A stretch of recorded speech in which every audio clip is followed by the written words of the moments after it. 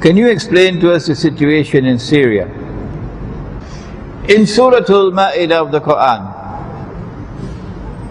Allah subhanahu wa ta'ala gives a command. O you who have faith, do not take the Jews and do not take the Christians as your friends and allies. And of course Allah is not speaking about all Jews and of all Christians. Who is He talking about? Ba'duhum awliya'u ba'd. Do not take such Jews and do not take such Christians as your friends and allies, who themselves are friends and allies of each other. Jews and Christians were never friends and allies of each other. So the Quran is anticipating something to come. It has already come. Western Christianity, not Eastern, brought into being that Jewish-Christian alliance that Allah speaks of in the Quran. It's the Zionist alliance, the Anglo-American Zionist alliance, which has NATO as its military arm. Do not take them as your friends and allies. وَمَن يَتَوَلَّهُ مِنكُمْ فَإِنَّهُ مِنْهُمْ. Whosoever turns to them with friendship and alliance now belong to them. You've lost your Islam. That's what happened in Libya. I am not a supporter of any government in the Muslim world, none. So don't come with this nonsense that I am a supporter of the Libyan government or I am a supporter of the Syrian government. That's nonsense. You should be ashamed of that. I'm not a supporter of any of these governments.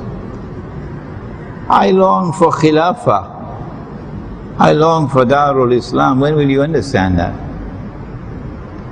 But the Libyan government was opposing Zionism. And they didn't like that.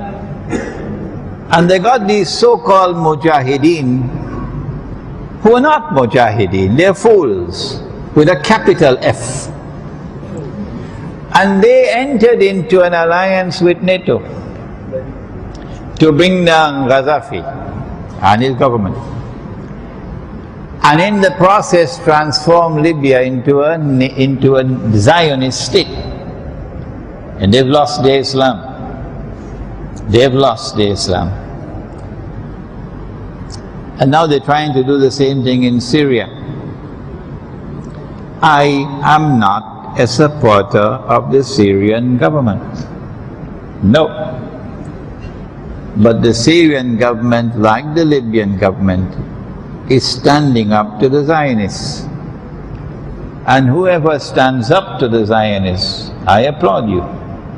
Yes. And if I can make an alliance with you, I will do it, in order to oppose the Zionists. The Syrian government was doing what the Libyan government was doing. And one of the most important reasons why they want to bring down the Syrian government is to replace it with a government like the one in Libya and the one in Afghanistan. So Syria will become another Zionist state. But there's another reason why they want to bring down the Syrian government. And that is because Syria has close ties with Russia. Russia has a naval base in Syria. It's the only naval base that the Russian Navy has in the whole Mediterranean. And Israel knows that Russia is a threat. The most important threat that Israel faces is from Putin. And so they want to deny Russia a naval base. So instead of it being a Russian base, it will become a NATO base. And they want to break up Pakistan, so Balochistan will have a NATO base in Balochistan.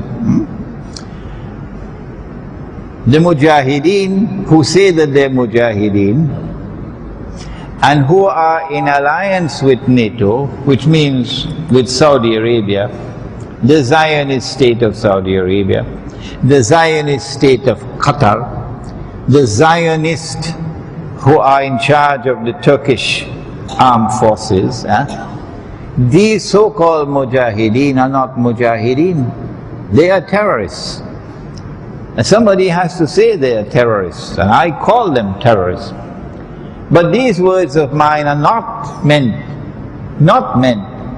to include those who are not in alliance with the Zionists, not in alliance with Saudi Arabia, taking any help from Saudi Arabia and Qatar and Turkey.